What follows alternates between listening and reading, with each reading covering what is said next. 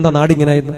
എന്നോട് പല വേദി ചോദിക്കും, സാർ നിങ്ങൾ ഒരുപാട് ക്ലാസ്സുകൾ എടുക്കുന്നു, ഒരുപാട് 19 രാജ്യങ്ങൾ യാത്ര ചെയ്തു, ഗിന്നസ് ബുക്കിൽ പേര് വന്നു, 750 പേരെ നിങ്ങൾ രക്ഷപ്പെടുത്തി, നാടെന്താ ഇങ്ങനെ? ആർക്കാണ് ഇവിടെ ബോധം നശിച്ചു പോയത്? അല്ലെ? നമുക്കെല്ലാവർക്കും ഉത്തരവാദിത്തമുണ്ട്. ഓൾ ആർ ഈക്വൽ റെസ്പോൺസിബിലിറ്റീസ്, അല്ലെ? ഉണ്ട്. പക്ഷെ പലപ്പോഴും നമ്മുടെ ഉത്തരവാദിത്തത്തിൽ നിന്ന് നമ്മൾ ഓടി ഒളിക്കുന്നുണ്ട്. യാത്രയെ കണ്ടിട്ടില്ലേ സഹോദരി? നീ തെങ്ങും തൊപ്പിലോ പാറക്കെട്ടിലോ മൂത്തപ്പരുടെ പിമ്പിലോ പറക്കുമുറ്റാത്ത നിന്റെ മകന്റെ സമപ്രായമുള്ള കുട്ടി വലിക്കുകയും ആൻസറൊക്കെ കേട്ടിട്ടില്ലേ? പോയിട്ടുണ്ടോ മകന്റെ അടുത്ത്? പോകാൻ പറ്റിയിട്ടുണ്ടോ? അയൽപക്കത്തിലെ മൊയ്തീന്റെ ബീരാന്റെ കുട്ടന്റെ ഫിലിപ്പിന്റെ മകൻ ലഹരി പദാർത്ഥങ്ങൾക്ക് നാട്ടിൽ പിടിച്ചു എന്നറിഞ്ഞാ പരിഹസിക്കൂലേ നമ്മൾ? ആൾക്കൂട്ടങ്ങളിൽ ഒറ്റപ്പെടുത്തിയിട്ടില്ലേ? നമ്മൾ ഒറ്റപ്പെടുത്തിയിട്ടില്ലേ? പാടില്ല, ചേർത്ത് പിടിക്കണം. ഞങ്ങളുണ്ടെന്ന് പറയണം. ഞങ്ങളുണ്ട് കൂടെ, ഞാനുണ്ട് കൂടെ എന്ന് പറയണം. ഒരു വീട്ടിനകത്തൊരു മകൻ ലഹരി പദാർത്ഥങ്ങൾക്ക് അടിമപ്പെട്ടു എന്ന് പറഞ്ഞാൽ സമാധാനവും സന്തോഷമുള്ള വീടിന്റെ എല്ലാ സന്തോഷങ്ങളും തകർന്ന് തരിപ്പണമാവും. ആ വീട് പിന്നെ മരിച്ചു. ആ വീട്ടിൽ പിന്നെ ജീവനുള്ള ഉമ്മ ഉണ്ടാവില്ല. ആ വീട്ടിൽ പിന്നെ ജീവനുള്ള ഒരു ഉപ്പയും ഉണ്ടാവില്ല. കാരണം എന്താ? 9.5 മാസക്കാലത്തോളം ഉദരത്തിൽ ഇങ്ങനെ പ്രതീക്ഷയും പ്രത്യാശയുമായിട്ട് ചുമന്നു നൊന്ത് പ്രസവിച്ചൊരു മകൻ കൗമാര കാലഘട്ടങ്ങളിൽ അതാ മനോഹരമായി അവന് ഉമ്മയ്ക്കും ഉപ്പയ്ക്കും നാടിനും യശസ് വരുത്തേണ്ട മകൻ തലകുനിഞ്ഞ് ശിരസ് കുനിഞ്ഞ് ചിത്തഭ്രമം ബാധിച്ച നാടിനും വീട്ടുകാർക്കും വേണ്ടാതെ, വിശ്വാസമില്ലാതെ, സോഷ്യൽ കമ്മിറ്റ്മെന്റ് ഇല്ലാതെ ഒരു മകനതാ ഭ്രാന്തനെ പോലെ നാട്ടുകാരുടെ വാക്കുകളും കുത്തുവാക്കുകളും കേട്ടതാ ഞങ്ങൾക്ക് വേദന ഉണ്ടാക്കുന്നു. ദൈവമേ, ആ ഉമ്മ ജീവിക്കൂ സന്തോഷമായിട്ട്? ഉമ്മ, ആ ഉപ്പ സന്തോഷമായിട്ട് ജീവിക്കുമോ? നീതിമാനായ ഖലീഫ ഉമർ എന്ന ചക്രവർത്തി മദീനത്ത് അദ്ദേഹത്തെ ഭരണകാലത്ത് അവിടെ പഠിക്കാൻ വന്ന വിദേശിയായ ഒരു വിദ്യാർത്ഥിയുടെ വീട്ടിലേക്ക് അദ്ദേഹം പോയി. സായാഹ്നത്ത് നടക്കാൻ ഇറങ്ങിയപ്പോ, എന്റെ വിദ്യാർത്ഥിയല്ലേ, മതപഠന ബൗദ്ധിക പഠനത്തിനകത്ത് അവൻ എന്തെങ്കിലും വീഴ്ച വന്നാലോ ഞാനാണ് ഉത്തരവാദി, ഞാനാണ് റെസ്പോൺസിബിലിറ്റി. മഹാനായ ഖലീഫ ഉമർ ചക്രവർത്തി ആ വിദ്യാർത്ഥിയുടെ അടച്ചിട്ട വീടിന്റെ വാതിൽ പതുക്കെ തുറന്നു നോക്കി. നോക്കുമ്പോൾ അതിനകത്ത് മദ്യത്തിന്റെ മണം വരുന്നു, കുപ്പികൾ ഇങ്ങനെ ഇളകുന്നുണ്ട്. വാതിൽ തുറന്നപ്പോ വിദ്യാർത്ഥി ഈ മഹാനായ ഖലീഫ ഉമറിനെ ഇങ്ങനെ കാണുക. പെട്ടെന്ന് എഴുന്നേറ്റു. അദ്ദേഹം വലിയ സങ്കടത്തെ മുഖം തിരിഞ്ഞ് നടന്നു. 3-4 വെള്ളിയാഴ്ച ദിവസങ്ങളിൽ പള്ളിയിൽ ആ ചെറുപ്പക്കാരനെ കാണാൻ പറ്റിയിട്ടില്ല. പിന്നീട് വെള്ളിയാഴ്ച ദിവസം അതാ പ്രാർത്ഥന നടക്കുമ്പോ ആ നിസ്കാരത്തിന് ശേഷം ആൾക്കൂട്ടത്തിന് പിൻപിൽ നിന്ന് പിരിഞ്ഞു പോകാൻ നിൽക്കുമ്പോ മെഹ്റാബിന്റെ മുമ്പിൽ നിന്നുകൊണ്ട് ഖലീഫ ഉമർ ഇങ്ങനെ ഈ വിദ്യാർത്ഥി ഇങ്ങനെ വിളിക്കുന്നുണ്ട്, മോനെ വരാൻ പറഞ്ഞു. മനസ്സത്ത് വലിയ വേദന തോന്നി. ആൾക്കൂട്ടത്തിന് നടുവിൽ എന്നെ ഇന്ന് ശിക്ഷിക്കപ്പെടും, ചാട്ടവാറിന്റെ അടിയാൽ ഞാനിത് വേദന കൊണ്ട് പുളകം കൊള്ളും. അങ്ങനെ വലിയ സങ്കടത്തോടെ ഇങ്ങനെ നടന്നു വരുമ്പോ ആ മിഹ്റാബിന്റെ അടുത്തെത്തിയപ്പം ഈ ചെറുപ്പക്കാരനെ ചേർത്ത് പിടിച്ചിട്ട് പറഞ്ഞു, മോനെ, നീ അന്ന് മദ്യപിച്ച കാര്യം ഞാൻ ആരോടും പങ്കുവെച്ചിട്ടില്ല, സങ്കടപ്പെടണ്ട, വന്ന കാര്യം സാധിച്ച് മടങ്ങിപ്പോവുക. അങ്ങനെ മിഹ്റാബിന്റെ മുമ്പിൽ വെച്ചിട്ട് ചെറുപ്പക്കാരൻ ആർത്തു കരഞ്ഞു അത്ര. മദ്യം സകല തിന്മകളുടെ ജനനി എന്ന പരിശുദ്ധ ഖുർആൻ മാനവരാശിയോട് വിലക്കേർപ്പെടുത്തുന്ന മഹത് വചനം ചെറുപ്പക്കാരൻ ഓർത്തുകൊണ്ട് പൊട്ടിക്കരഞ്ഞു അത്ര. ഇനി ഒരിക്കലും ഞാൻ മദ്യപിക്കില്ല. കാര്യം എന്താ? ഒരു ചേർത്ത് പിടിക്കലാണ്, ഒരു ചേർത്ത് പിടിക്കലാണ്. ഞാനുണ്ട് കൂടെ, ആരും അറിയില്ല, അറിഞ്ഞതൊന്നും കുഴപ്പമില്ല, കാലം ഇങ്ങനെയാണ്, നമുക്ക് സംവിധാനമുണ്ട്, കൊണ്ടുപോകാം, വാ, നീ തുറന്ന് സംസാരിക്കും, അല്ലെ? ഒറ്റപ്പെടുത്തലല്ല. നമ്മൾ ചിലപ്പോ പലപ്പോഴും പറയാറുണ്ട്, സാറേ ഞങ്ങൾ അങ്ങോട്ട് പോകാറില്ല, മിണ്ടാറില്ല, കൂടാറില്ല, ഒറ്റപ്പെടുത്തിയിട്ടുണ്ട് ഞങ്ങള്, അല്ലേ? പക്ഷെ നമ്മൾ ചില മര്യാദകൾ കൊടുക്കണം, മാത്രം ചില സൂചനകൾ കൊടുക്കണം. എന്നിട്ടും പാലിച്ചില്ലെങ്കിലോ പടന്നക്കാവ് മകൾ ചെയ്തുപോലെ ചെയ്യേണ്ടി വരും, അല്ലെ? ചില ശ്വാസനകൾ, ചില ഓർമ്മപ്പെടുത്തലുകൾ, ചില കുറിപ്പുകൾ. എന്നിട്ടും വീണ്ടും വീണ്ടും അങ്ങനെയാണെങ്കിലോ ആ മഹലിന്റെ പ്രാഥമിക അംഗത്വം എടുത്ത് ഒഴിവാക്കി, 19 വിശ്വാസികളുടെ പ്രാഥമിക അംഗത്വം എടുത്ത് ഒഴിവാക്കിയ മഹലാണ് പടന്നക്കാവ് മകൾ. വലിയ മാതൃക കാണിച്ചു. തുടർന്ന് വന്ന കേരളത്തെ പല മഹലുകളും ഈ ഇതിനെ പാത പിന്തുടർന്നു. കാര്യം എന്താ? ഒരു മക്കളെയും അല്ലെങ്കിൽ ആ മഹലിനകത്ത് ഒരു കാര്യങ്ങൾ നടത്തിത്തരില്ല എന്നുള്ള നിയമ സംവിധാനം കൊണ്ടുവന്നു. ഞാൻ നീട്ടിയൊന്നും വല്ലാതെ നീട്ടി കൊണ്ടുപോകുന്നില്ല, കാരണം ഇവിടെ 1-2 പേരൊക്കെ എഴുന്നേക്കാൻ തുടങ്ങി, എനിക്ക് പേടിയുണ്ട്. അതുകൊണ്ട് ഞാൻ വാക്കുകൾ ചുരുക്കുകയാണ്. അതുകൊണ്ട് ദയവ് ചെയ്ത് കുറച്ച് സമയം, 5 മിനിറ്റ് കൂടെ എനിക്ക് സമയം തരണം, എന്നിട്ട് എഴുന്നേറ്റ് പോകാവുള്ളൂ.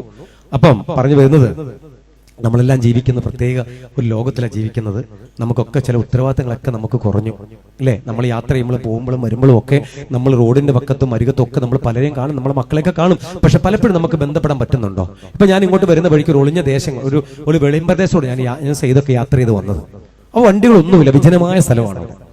വരുന്ന വഴിക്ക് ഇവിടെ ഒരു ബൈക്കിന് മുകളിൽ ഇരുന്ന് രണ്ട് പയ്യന്മാര് മദ്യപിക്കുകയോ വലിക്കുകയോ ഒക്കെ കണ്ടു കഴിഞ്ഞാൽ ഒറ്റയ്ക്ക് എനിക്ക് ഇറങ്ങി ഇടപെടാൻ പറ്റുമോ? ബുദ്ധിമുട്ടായിരിക്കും. 1-2 പേരുണ്ടെങ്കിൽ വണ്ടി നിർത്തിയിട്ട് ഒരു സദാചാര ചോദ്യമൊന്നുമല്ല, ഒരു സ്നേഹാചാര ചോദ്യങ്ങളുണ്ട്. മോനെ, എവിടെയാ മോന്റെ വീട്? എവിടെ എന്റെ കുട്ടിയുടെ വീട്? എവിടെ? നീ എന്റെ മോനെ പോലെ ഉണ്ടല്ലോ കുഞ്ഞെ. ആ ഇറങ്ങുമ്പോ തന്നെ നമ്മുടെ ബോഡി ലാംഗ്വേജിൽ അവനെ കണ്ടാൽ മനസ്സിലാവും. കാര്യം എന്താ? ആ ഇറങ്ങലും ചോദ്യം, എന്റെ മോനെ എവിടെയാ വീട്, നീ എന്റെ മോനെ പോലെ ഉണ്ടല്ലോ എന്ന് പറയുമ്പോ തന്നെ അവന്റെ കയ്യിലെ മദ്യക്കുപ്പിയോ അവന്റെ കയ്യിലെ സിഗരറ്റ് പതിയെ അങ്ങോട്ട് മാറ്റി പിടിക്കും. കാര്യം എന്താ? അവനെ നമ്മൾ പരിഗണിച്ചു, കൺസൾട്ട് ചെയ്തു, അവന് വില കൊടുത്തു. നമ്മൾ ഒരിക്കലും അവന് കിട്ടാത്തൊരു കാര്യം കേട്ടോ ഈ പരിഗണന. അവന്റെ വീട്ടിൽ നിന്ന് കിട്ടിയിട്ടില്ല, അവന്റെ വീട്ടിൽ നിന്ന് കിട്ടിയിട്ടില്ല. കുരുത്തം കെട്ടവൻ തലതെറിച്ചവൻ താന്നോന്നി അധിക പ്രസംഗി പോടാ പോയി ചാകുപോ, അതവൻ കേട്ടിട്ടുള്ളത്. പക്ഷെ നമ്മൾ അവന് വില കൊടുത്തില്ലേ?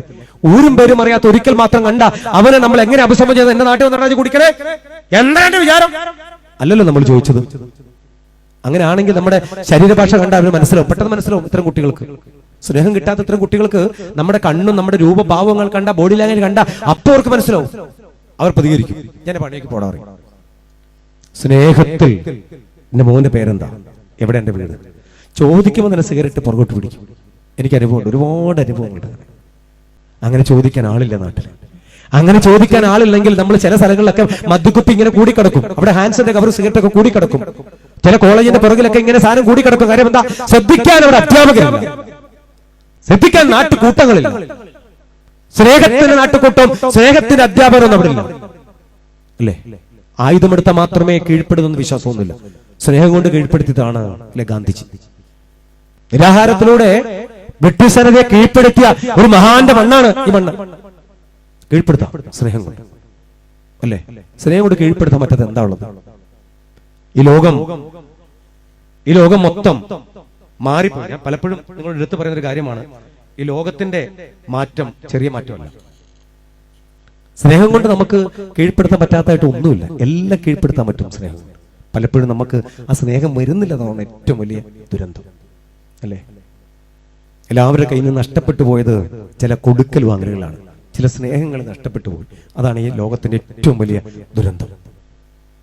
നമ്മുടെയൊക്കെ ജീവിതത്തിനകത്ത് നമുക്ക് എവിടെയാണ് പരാജയം സംഭവിച്ചത്? ചില കൊടുക്കൽ വാങ്ങലുകളിൽ നിന്നും, ചില കാഴ്ചകളിൽ നിന്നും, ചില കേൾവികളിൽ നിന്നും. അതുകൊണ്ട് തന്നെയാണ് ഭർത്താവ് ഭാര്യയെ കേൾക്കണില്ല, ഭാര്യ ഭർത്താവിനെ കേൾക്കണില്ല, മക്കള് ഉപ്പയെ കേൾക്കുന്നില്ല, മക്കള് ഉമ്മയെ കേൾക്കുന്നില്ല. എല്ലാവരും പേരിനൊരു വീട്ടിൽ ഇങ്ങനെ താമസിക്കുന്നു. ഉപ്പ എല്ലാം ചെയ്തു കൊടുക്കുന്നു, യാന്ത്രികമായിട്ട് പഠിക്കുന്നു.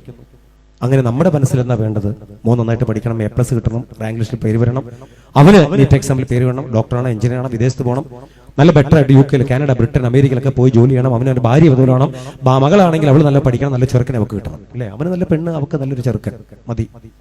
നമ്മുടെ രക്തം പരിശോധിച്ചാൽ നമുക്ക് ഷുഗറോ പ്രഷറോ ഒന്നും പാടില്ല. അടുത്ത വീട്ടിൽ എന്ത് കിടന്നാൽ നമുക്ക് പ്രശ്നമല്ല. അതല്ലേ നാടിന്റെ ദുരന്തം ഇങ്ങനായത്? അതല്ലേ നാടിന്റെ ദുരന്തം? അയൽ വീട്ടിലെ ദുരന്തം നടക്കുമ്പോൾ എന്നോട് ഉമ്മ പറഞ്ഞ, സാറേ ഞങ്ങളോട് പോകലല്ലേ, വാതിൽ അടച്ച് ഞങ്ങൾ കുറ്റിയിട്ട് സാറേ പട്ടി അടിച്ചൊക്കെയെന്ന്. എന്റെ ഭർത്താവ് പറയാ TV കണ്ട് ഉറക്കം വെച്ചാന്ന് പറയും. സാറേ അങ്ങനെ TV ഉറക്ക വെക്കുമോ? വന്നിട്ട് കുടിച്ചിങ്ങാട് തൊള്ളെ തോന്നാത്തൊക്കെ വിളിച്ച് പറയും സാറേ. എന്നിട്ട് തുണിയില്ലാതെ കിടക്കുമ്പോൾ ഭാര്യ വന്നിട്ട് ഇങ്ങനെ ചാക്കെടുത്താണ് ഇടല മേത്ത് കൂടെ. എന്നിട്ട് ഞാൻ എന്റെ കുട്ടികളൊന്നും കാണാന്ന് പറഞ്ഞിട്ട് അങ്ങോട്ട് ബാത്തൊക്കെ പോകല്ലേ എന്ന്. അങ്ങനെ ജീവിച്ചത് സാറേ. എന്നിട്ട് അവസാനം ആ വീട് സ്ഥലം എന്റെ മാപ്പിള പറഞ്ഞു കണ്ട് കിട്ടിയവർക്ക് വിറ്റുകാണ്ട് ഞങ്ങളുടെ പോയി ഇവിടുന്ന്. അങ്ങനെ വളർത്തിയ കുട്ടിയാണ് സാറേ. നോക്കിയാണ് ഇപ്പൊ 4 കല്ല കയറി വരാം വീട്ടിൽ നിന്ന്. 4 കല്ലേ കയറി വരാം. മനസ്സിൽ സഹിക്കൂ സാറേ. എന്നോട് പറഞ്ഞ ഒരു ഉമ്മ പറഞ്ഞ കാര്യം എന്താ? ആയ കാലത്ത് അയൽ വീട്ടിനകത്തൊരു ദുരന്തം നടന്നപ്പോ പ്രവാചക സന്ദേശങ്ങളെല്ലാം പറയുന്നുണ്ട്. എന്താ? നിന്റെ അയൽവാസി പട്ടിണി കിടക്കുമ്പോ നീ വയറ് നിറച്ച് ഉണ്ണരുത് എന്ന് പറഞ്ഞ്, ഉണ്ണരുത് അയൽവാസി പട്ടിണി കിടക്കുന്നതാണ് അർത്ഥം. പ്രവാചക സന്ദേശങ്ങൾ ദ്വയാർത്ഥങ്ങളുണ്ട് അതിനകത്ത്. ആ വീട്ടിനകത്ത് സമാധാനമില്ലാതെ മദ്യത്തിന്റെ ദുരന്തത്താൽ ആ വീട് ഉറങ്ങാൻ പറ്റാത്ത വീടാ, പഠിക്കാൻ പറ്റാത്ത 3 പെൺകുഞ്ഞുങ്ങളെ വീടാ. അയൽവാസി ഇവിടെ വാതിലടച്ച് കുറ്റിയിട്ടിട്ട് ടിവിയുടെ ശബ്ദം വെച്ചിട്ട് അങ്ങോട്ട് പോകാതെ, അറിയാതെ, കേൾക്കാതെ ഒരു 12 വർഷം അവിടെ കഴിഞ്ഞില്ലേ? സർവശക്തനായ ദൈവം തെരഞ്ഞെടുത്തു, 19 വയസ്സായ മകനെ തെരഞ്ഞെടുത്തു അല്ലേ? അതിന്റെ ശിഷ്ടം കിട്ടി ഇങ്ങോട്ട്. എന്താ? അയൽവാസിയെ കാണാൻ പറ്റിയില്ല. ക്രിസ്തു പറയുന്നുണ്ട്, നിന്റെ അയൽവാസിയെ പോലെ നിന്നെ സ്നേഹിക്കാനാ പറഞ്ഞിരിക്കണേ. അടുത്ത വീട്ടിൽ മമ്മദിനോട് ബീരാനോട് വിട്ട് ഐ ലവ് യു പറയാനല്ലല്ലോ പറഞ്ഞിരിക്കണേ. ആ സ്നേഹത്തിൽ പല അർത്ഥങ്ങൾ, ദ്വന്ദ്വർത്ഥങ്ങൾ, ദ്വയാർത്ഥങ്ങൾ. പക്ഷെ പലപ്പോഴും നമ്മൾ പാലിക്കണില്ല. നമ്മള് തെരുവിൽ കണ്ടതോ, അങ്ങാടി കണ്ടതോ, തെങ്ങുംതൊപ്പിൽ കണ്ടതോ, പാറക്കെട്ടിൽ കണ്ടതോ, വഴിവെക്കൽ കണ്ടതോ, മൂത്രപ്പട പിമ്പിൽ കണ്ടോ, ഏതെങ്കിലും ബാല്യങ്ങൾ വലിക്കോ കുടിക്കോ ഒക്കെ ചെയ്ത് കണ്ട നമ്മളെ ബാധിക്കുമോ? ബാധിക്കൂല. കാര്യം എന്താ? അതെല്ലാം അസുര ജന്മങ്ങളാ, അതെല്ലാം പൊയ്മുഖങ്ങളാ. നമ്മളെ ബാധിക്കണമെങ്കിൽ 9.5 മാസക്കാലത്തോളം ഉദരത്തിൽ ഇങ്ങനെ ചുമന്ന് നൊന്ത് പ്രസവിച്ച മകനാണെങ്കിൽ നമ്മളെ ബാധിക്കും. നമുക്ക് പട്ടട വെക്കാനാണെങ്കിൽ, നമ്മളെ പ്രതീക്ഷ അർപ്പിച്ച് ജീവിച്ച മകനാണെങ്കിൽ നമ്മളെ ബാധിക്കും സഹോദരൻ, ബാധിക്കും. ആ സമയത്ത് വീട്ടിലേക്ക് കയറി വരുന്ന മകന്റെ ശരീരത്തിൽ പുകല മണത്ത, മദ്യം മണത്താൽ അവന്റെ ഷർട്ടോ അവന്റെ പാന്റോ അലക്കാൻ എടുക്കുമ്പോ അതിനകത്ത് വല്ല കഞ്ചാവോ വല്ല ബ്രൗൺ ഷുഗറോ അതിനകത്ത് വല്ല ഹാൻഡ്സോ കിട്ടിയാൽ ഉമ്മയെ നീ തകർന്നു പോകൂലേ? അതേ തകർച്ച നിന്റെ അയൽവക്കത്ത് തകരുന്നില്ലേ? അപ്പൊ നമ്മൾ പരിഹസിക്കാൻ പറ്റുമോ? നമ്മൾ പരിഹസിക്കാൻ പറ്റുമോ? ഒരു വീട്ടിൽ ലഹരിയുടെ ദുരന്തം നടന്ന ആ വീട്ടിലൊരു ഉമ്മ തകർന്നു പോകും. ആൾക്കൂട്ടങ്ങളിൽ പിന്നെ മനുഷ്യൻ പൈസ ചെയ്യും. പള്ളിയുടെ ഏറ്റവും പിറയിലായിരിക്കും മനുഷ്യന്റെ സ്ഥാനം. കല്യാണപ്പിറയിൽ ആ മനുഷ്യൻ അവസാനം വരുള്ളൂ. കടകൾ തുറക്കുമ്പോൾ മനുഷ്യൻ വന്നിട്ട് പെട്ടെന്ന് പോകും. ആൾക്കൂട്ടങ്ങളെ മനുഷ്യൻ ഫേസ് ചെയ്യില്ല. കാര്യം എന്താ? എന്റെ മകൻ എനിക്ക് ചീത്തപ്പേരുണ്ടാക്കിയിരിക്കണം. ലോകം അങ്ങനെ അല്ലെ, ചീത്തപ്പേര്. അപ്പൊ സ്നേഹത്തിലൂടെ കീഴ്പ്പെടുത്താൻ നമുക്ക് പറ്റും. ആ സ്നേഹം നമുക്ക് എല്ലാവർക്കും ഉണ്ടാവട്ടെ എന്നാണ്. ക്ഷമയും സ്നേഹമാണ് ലോകത്തെ കീഴ്പ്പെടുത്തിയ ഏറ്റവും വലിയ വജ്രായുധം. അതിലൂടെ അല്ലാതൊന്നും ഈ ലോകത്തെ ആർക്കും കീഴ്പ്പെടുത്താൻ സാധിച്ചിട്ടൊന്നുമില്ല. ഇപ്പൊ ഒരു പുതിയ സന്തോഷ വാർത്തയുണ്ട്. എന്താ സന്തോഷത്തിന് അറിയാമോ? നമ്മുടെ പുതിയൊരു ടെസ്റ്റ് നിലവിൽ വരാൻ പോവുകയാണ്. HPLC test. നിങ്ങൾ എത്ര പേര് കേട്ടിട്ടുണ്ടല്ലോ എന്നറിയില്ല. ആ ടെസ്റ്റ് ഇതാ നിലവിൽ വരാൻ പോവുകയാണ്. ഹൈ പെർഫോമൻസ് ലിക്വിഡ് ക്രോമോഗ്രാഫി ടെസ്റ്റ് ആണ്. ടെസ്റ്റിന്റെ പ്രത്യേകത എന്താ? 10,000 റുപ്പീസ് ആണ് ടെസ്റ്റിന്റെ വില. എന്താ വിലയുടെ ഇതിന്റെ പ്രാധാന്യം എന്താ? 1 വർഷം വരെയുള്ള ലഹരി പദാർത്ഥങ്ങൾ ഉപയോഗിച്ചിട്ടുണ്ടെങ്കിൽ മനുഷ്യ ചിലർ അത് കണ്ടുപിടിക്കാൻ പറ്റും. സിഗരറ്റ്, നിക്കോട്ടിൻ, കഞ്ചാവ്, ഹാൻസ്, മദ്യം, MDMA, ഈ പറയുന്ന ഏത് ലഹരി ഉപയോഗിച്ചാലും 1 വർഷം വരെ ഉപയോഗിച്ചാൽ ശരീരത്തിന്റെ രക്തത്തിനകത്തുനിന്ന് കണ്ടുപിടിക്കാൻ പറ്റും. Hair test and Nile test, urine test, ഈ 3 ടെസ്റ്റുകൾ ഏറ്റവും ആപ്റ്റായ ടെസ്റ്റ് എന്ന് പറഞ്ഞാൽ ഹെയർ ടെസ്റ്റ് ആണ്. മുടി പരിശോധിക്കുന്ന ടെസ്റ്റാണ്. ഈ ടെസ്റ്റ് നിലവിൽ വരാൻ പോവുകയാണ്. അങ്ങനെ വൻകിട കമ്പനികൾ അവരുടെ സ്ഥാപനങ്ങളിലേക്ക് യുവാക്കളെ റിക്രൂട്ട് ചെയ്യുന്നിടത്ത് അവരേതാ പുതിയ തീരുമാനങ്ങൾ എടുക്കാൻ പോകുന്നു. നിങ്ങൾ ഈ സ്ഥാപനത്തിലേക്ക് വരണമെങ്കിൽ HPLC ടെസ്റ്റ് പാസ്സായിരിക്കണം. നിങ്ങളുടെ ശരീരത്തിൽ ലഹരിയുടെ സാന്നിധ്യമില്ല എങ്കിൽ ഈ കമ്പനി നിങ്ങളുടെ ടെസ്റ്റിന്റെ പൈസ ഞങ്ങൾ കൊടുക്കും. നിങ്ങളുടെ ശരീരത്തിൽ ലഹരി ഉണ്ടെങ്കിൽ നിങ്ങൾ തന്നെ പൈസ പേ ചെയ്തോണം, വീട്ടിൽ പോയിക്കോണം, വീട്ടിലിരുന്നോണം. തിരുവനന്തപുരത്ത് 1-2 പ്രശസ്തമായ ചർച്ചുകൾ, മസ്ജിദുകൾ, അറിയപ്പെടുന്ന ചില മസ്ജിദുകൾ, അവിടുത്തെ മഹല് കമ്മിറ്റി ഖത്തീബൊക്കെ തീരുമാനമെടുക്കുകയാണ്. ആ മഹലിലെ ചില പെൺകുട്ടികളെ വിവാഹം ചെയ്തു കൊടുക്കണമെങ്കിൽ പുരുഷൻ ഈ ടെസ്റ്റ് പാസ്സാക്കിയ സർട്ടിഫിക്കറ്റ് മാതാപിതാക്കൾക്ക് ഹാജരാക്കി കൊടുക്കണം. എത്ര മനോഹരമായ ടെസ്റ്റാണ് വരാൻ പോകുന്നത് പ്രിയപ്പെട്ടവര്. വിദേശ രാജ്യങ്ങൾ, സൗദി പോലുള്ള GCC കൺട്രികളിൽ അങ്ങോട്ടേക്കുള്ള ഇപ്പോഴൊക്കെ PCC നടപടികൾ, അതായത് പോലീസ് ക്ലിയറൻസ് സർട്ടിഫിക്കറ്റ് മാത്രമല്ല, ഇതാ ഈ പറയുന്ന HPLC ടെസ്റ്റ് വിദൂരമല്ല. 2025 ജൂൺ, ജൂലൈ, ആഗസ്റ്റ് മാസങ്ങളിൽ ടെസ്റ്റുകൾ നിലവിൽ വരാൻ പോകുന്ന പ്രാരംഭ നടപടികൾ തുടങ്ങിക്കഴിഞ്ഞിരിക്കുന്നു. ഒരു സിഗരറ്റ് പോലും വലിച്ചാല് 1 വർഷത്തിനുള്ളിൽ വലിച്ചാൽ ഉണ്ട് എന്ന് വ്യക്തമാക്കുന്ന ടെസ്റ്റുകൾ നിലവിൽ വരാൻ പോകുന്നു. പല അമ്മമാരുടെ കണ്ണീരിന് അറുതി വരാൻ പോകുന്നു. കാരണം പെൺകുട്ടികളാൻ കഴിച്ചു വിടുമ്പോൾ വലിക്കോ കുടിക്കോ എന്നൊക്കെ തിരിച്ചറിയാൻ ബുദ്ധിമുട്ടാണ്. സിഗരറ്റ് വലിച്ചാൽ നമുക്ക് കാണാൻ പറ്റും. കാര്യം എന്താ? ഇങ്ങനെ വാവൊക്കെ പല്ലിനടി കറയുണ്ടാവും, ഇല്ല ചുമയ്ക്കുമ്പോൾ ചുമയുണ്ടാവും, ഇല്ല ചുണ്ട് കറുത്തിട്ടിരിക്കും, മദ്യപിക്കുന്നില്ല, കണ്ണ് കണ്ടാലറിയാം, സംസാരം കേട്ടാലറിയാം, ശരീരത്തിൽ ഇങ്ങനെ ആട്ടലുണ്ടാവും. ഈ പറയുന്ന സാധനമുണ്ടല്ലോ, ഈ ഭീകരൻ, നമ്മൾ ഈ പറയുന്ന MDMA. കാര്യം എന്താ? ഞാൻ ആദ്യം വെച്ച് പറഞ്ഞ കണക്ഷൻ പോയി. കാര്യം ഈ പറഞ്ഞ അവനൊരു പേര് ഞാൻ പറഞ്ഞിരുന്നു, പാർട്ടി ഡ്രഗ്. കാര്യം എന്താ? പാർട്ടിക്കകത്ത് അവൻ കൊടുക്കാൻ പറ്റും. എങ്ങനെ കൊടുക്കാൻ പറ്റണത്? പാർട്ടിക്കകത്ത് നമ്മളിങ്ങനെ ഡാൻസ് ഒക്കെ കളിച്ചുകൊണ്ടിരിക്കുമ്പോൾ നമ്മുടെ മക്കൾ സോഡയോ നാരങ്ങ വെള്ളം പോലും കുടിക്കാത്ത, ചായ പോലും കുടിക്കാത്ത നമ്മുടെ മക്കളൊക്കെ ഇവിടുന്ന് വല്ല ബാംഗ്ലൂരോ ഡൽഹിയോ ഒക്കെ പഠിക്കാൻ പോകുമ്പോൾ അവിടുന്ന് കൂട്ടം കൂടിയൊക്കെ ഈ ഡാർക്ക് വെബ് ഇന്ന സ്ഥലത്തേക്കൊക്കെ പോകുമ്പോൾ അവിടുന്നൊക്കെ നമ്മുടെ മക്കളോടൊപ്പം കൂടിയിട്ട് ഇങ്ങനെ ഡാൻസ് കളിക്കും. അപ്പൊ നമ്മളെ മക്കളോട് പറയും, എടി മാടി, എടാ ബാ, നല്ല രസമാണ്, ഭയങ്കര രസമാണ്, DJ പാർട്ടിയാണ്, നല്ല വൈബാണ്, നല്ല പൈസ ചെലവൊന്നും ഇല്ലല്ലോ, ബാംഗ്ലൂർ ഇങ്ങനെയൊക്കെയാണ്, ഇല്ല ഇവിടെ ഇങ്ങനെയാണ്, നീ വന്നു നോക്ക്, ജസ്റ്റ് ഇത് കണ്ടു നോക്കിയിട്ട് പോയിക്കോ, ബാ, വേറൊന്നും അല്ലല്ലോ, അവിടെ വല്ല കള്ളുകൂടിയ പരിപാടി ഒന്നല്ലോ എന്ന് പറയുമ്പോൾ നമ്മുടെ മക്കൾ അതിന്റെ കൂട്ടത്തിൽ പോകും. അവിടെ പോയിട്ട് ഈ ഡാർക്ക് എന്ന് പറഞ്ഞാൽ ഡാർക്ക് വെബ് സൈറ്റുകൾ പോലുള്ള അതിനകത്ത് നിന്ന് ഉരുത്തിരിഞ്ഞ പേരാണ് അവർ പേരിട്ടിരിക്കുന്ന ഡാർക്ക് വെബ് സൈറ്റുകൾ എന്നാണ്. അവിടെ പറഞ്ഞ ഈ ഡി ജെ പാർട്ടി മ്യൂസിക് യൂണിറ്റിലൊക്കെ ഇങ്ങനെ ഡാൻസ് ചെയ്യുമ്പോൾ ഒപ്പമുള്ള നമ്മുടെ ഈ പറയുന്ന സുഹൃത്തുക്കള് കയ്യിലുള്ള ഗ്ലാസ്സിലേക്കോ അല്ലെങ്കിൽ കയ്യിലുള്ള പെപ്സി ഇതൊക്കെ നമ്മുടെ മകനെ കൊണ്ടോ മകളെ കൊണ്ടൊക്കെ പൊട്ടിക്കും. ഫ്രഷ് കുപ്പിയാവും, പൊട്ടിക്കും, ലൈവായിട്ട് പൊട്ടും. പൊട്ടിക്കണം, ഒഴിക്കാൻ പറയും. ഒഴിക്കണത് ഒരു പ്യൂർ ഗ്ലാസ്സിലേക്കായിരിക്കും ഒഴിക്കണം. ട്രാൻസ്പെറന്റ് ആയ ഗ്ലാസ്സിലേക്ക് ഇങ്ങനെ ഒഴിച്ചു കൊടുക്കും, ഇങ്ങനെ ഒഴിക്കും. അപ്പൊ നമ്മൾ കാണുകയാണല്ലോ, വിശ്വാസമാണല്ലോ, വേറെ കബളിപ്പൊന്നുമില്ലല്ലോ. അങ്ങനെ ഞാൻ തന്നെ അത് ആദ്യം കൊണ്ട് കുടിക്കും. രണ്ടാമത് ഈ പറയുന്ന നമ്മളെ മകനെ കൊണ്ട് തന്നെ മകളെ കൊണ്ട് തന്നെ ഒഴിപ്പിക്കും. രണ്ടാമത് കൊടുക്കുമ്പോൾ അത് അടച്ചു വെക്കുന്ന പറയുന്ന ആ ഫ്യൂ സെക്കൻഡിനകത്ത് ഈ കൊടുക്കുന്ന ഞാനാ കൊടുക്കുന്നെങ്കിൽ എന്റെ വിരലൊന്ന് മെല്ലെ ഇതിനകത്തേക്ക് അമർന്നിരിക്കും, ഈ ഗ്ലാസ്സിനകത്തേക്ക്. 1 2 ഈ 2 സെക്കൻഡ് മതി ഈ ഇരിക്കുന്ന soft drinks, coffee, soft drinks, cool drinks, Pepsi, Miranda, ഇനി എന്തുമായിട്ട് അതിനകത്തേക്ക് 2 സെക്കൻഡ് 1 2 ഈ 2 സെക്കൻഡിന്റെ വിരലൊന്ന് അതിനകത്തേക്ക് അമർന്നിരുന്നിട്ട് അറിയാതെ ഇങ്ങനെ കൊടുത്താൽ മതി.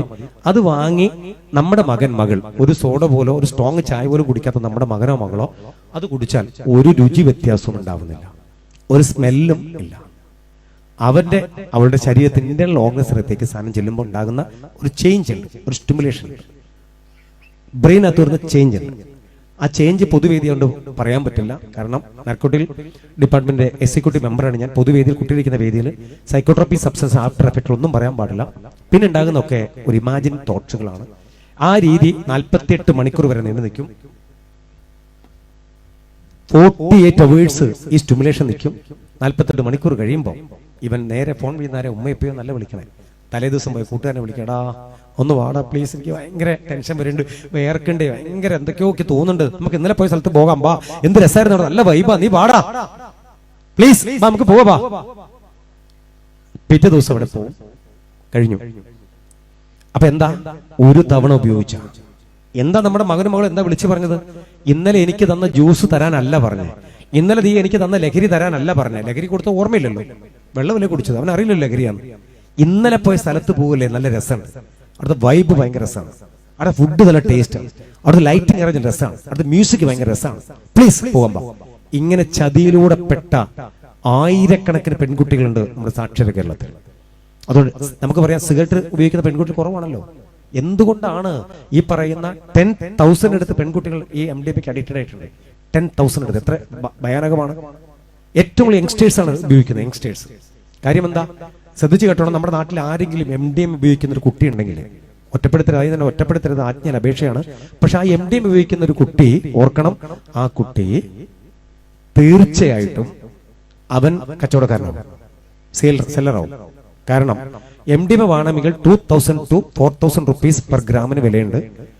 അത് യഥാർത്ഥ സാധനത്തിന്റെ വിലയാണ് ഞാൻ പറഞ്ഞത്. മെത്തലിൻ ഡയോക്സി മെത്താംഫെറ്റമിൻ എന്നറിയപ്പെടുന്ന 29 തന്മാത്രകൾ അടങ്ങിയ ഈ പറയുന്ന MDMA, ക്ലാര, കല്ല്, എക്ടസി, മാൻറ്റി, മോളി എന്നൊക്കെ പറയുന്ന വിവിധ രാജ്യങ്ങളിൽ വിവിധ പേരുകൾ അറിയപ്പെടുന്ന ഈ പറയുന്ന ജർമ്മനി 1912 കണ്ടുപിടിച്ച മെർക്ക് എന്ന് പറയുന്ന ഫാർമസ്യൂട്ടിക്കൽ കമ്പനി ഡെവലപ്പ് ചെയ്ത് മെർക്ക് ആൻഡ് കൊലീഷ് എന്നറിയപ്പെടുന്ന സയൻസ് ഡെവലപ്പ് ചെയ്ത ഒരു നല്ല ജീവൻ രക്ഷോ ഉപാധിയായ ഒരു മെഡിസിൻ ആയിരുന്നു ഈ പറയുന്ന MDMA, മെത്തലിൻ ഡയോക്സി മെത്താംഫെറ്റമിൻ.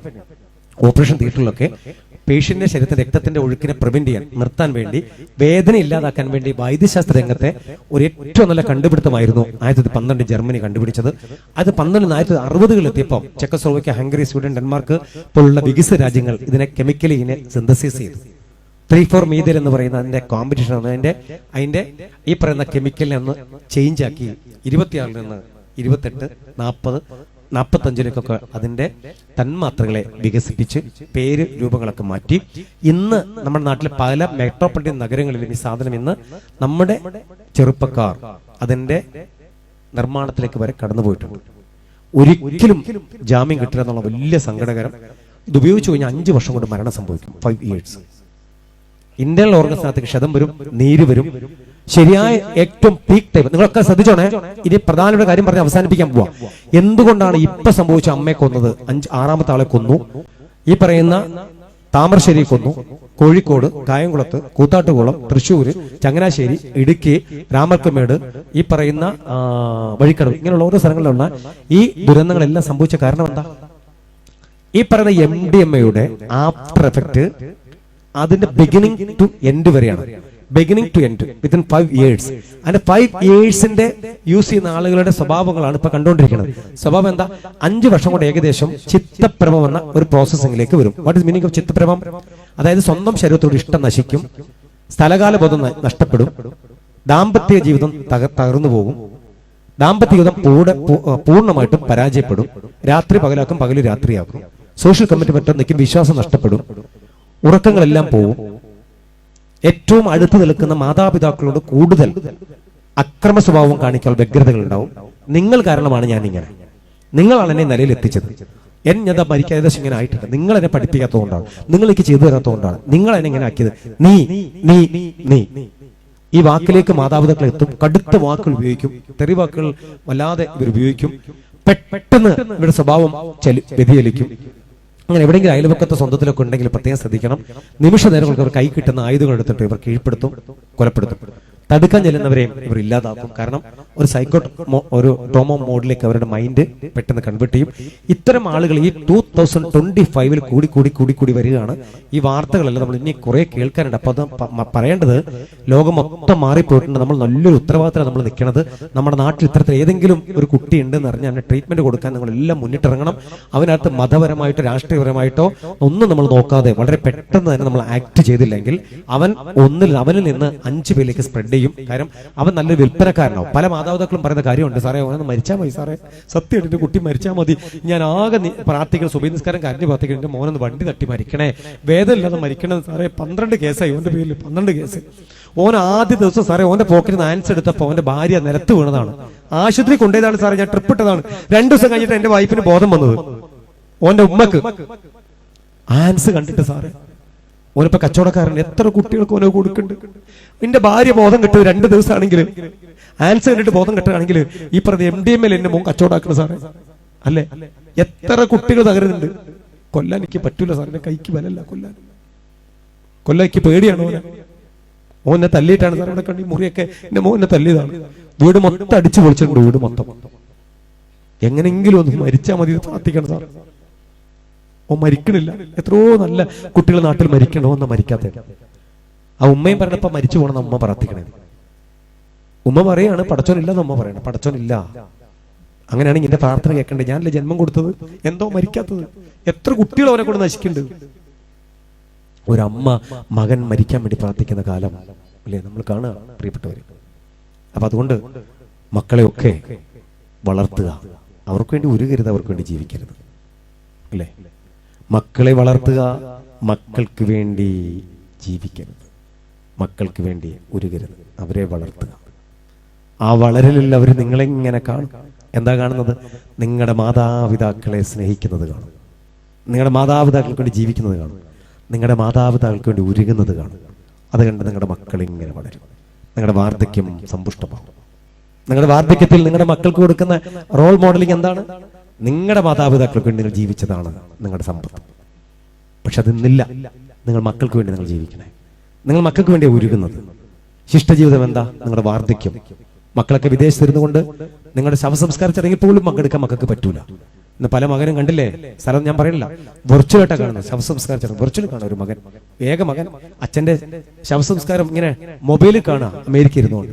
കാലം എത്ര മാറി അല്ലേ? അപ്പൊ അതുകൊണ്ട് ഇന്നത്തെ ഈ ഒരു പരിപാടിയിൽ നിങ്ങൾ സംഘടിപ്പിച്ച പരിപാടി ചെറിയൊരു പരിപാടിയല്ല, ഇതൊരു വലിയ മഹാസമ്മേളനമാണ്. തീർച്ചയായിട്ടും ഈ മഹാസമ്മേളനത്തെ എന്നും ഞാൻ ഹൃദയത്തോടൊന്ന് ഓർത്തു വെക്കുകയാണ്. കാരണം എന്നും നിങ്ങളുടെയൊക്കെ മനസ്സിൽ ഞാനും സെയ്തൊക്കെ ഡവട്ടിന്ന് കൂടെ പ്രാർത്ഥിക്കുകയാണ്. ഇന്നത്തെ ഈ ദിവസം മനോഹരമായ ഒരു ദിവസമാണെന്ന് നമ്മുടെ പ്രിയപ്പെട്ട അബ്ദുൽ ഖാദർ അവർ രാവിലെ വന്ന് അദ്ദേഹം ഞങ്ങളുടെ കൂടെ ഒരുപാട് നേരം ഉണ്ടായിരുന്നു. ആ മനുഷ്യൻ പ്രവാസ ലോകത്തെയും ഈ നാടിന്റെയും പോലീസ് സ്റ്റേഷനിലെ ഇവിടുത്തെ കാര്യങ്ങളെല്ലാം ഒരുപാട് ബന്ധമുള്ള വ്യക്തി കൂടിയാണ് അദ്ദേഹം. വലിയ സന്തോഷത്തോട് ഒരുപാട് നേരം ഞങ്ങൾ സംസാരിച്ചുകൊണ്ടാണ് അവിടുന്ന് ഇറങ്ങിപ്പോകുന്നത്. കൂടെ ഒരാളുണ്ട് നമ്മളെ കൂടെ, ആരായിരുന്നു? റൈസ് അല്ലേ? റൈസും ഉണ്ടായിരുന്നു. റൈസ് പോയോ? ആ, റൈസും കൂടെ ഉണ്ടായിരുന്നു. അപ്പം പ്രിയപ്പെട്ടവരെ, ഞാൻ വാക്കുകളൊന്നും നീട്ടിക്കൊണ്ടു പോകുന്നില്ല. നമ്മളെല്ലാം നല്ല ട്രെയിനിങ് കിട്ടിയ നല്ല ഒരു പ്രത്യേക തത്വശാസ്ത്രത്തിൽ വിശ്വസിക്കുന്ന ഒരു ഇന്ത്യൻ മുസ്ലിം ലീഗിന്റെ ഒക്കെ കരുത്തരായ സാരഥികളാണ് നിങ്ങൾ. നമുക്കൊക്കെ മാനവീയ മനുഷ്യത്വം എന്താണെന്ന് വ്യക്തമായിട്ട് അറിയുന്നവരാണ്, വിശ്വാസം എന്നെന്ന് അറിയുന്നവരാണ്.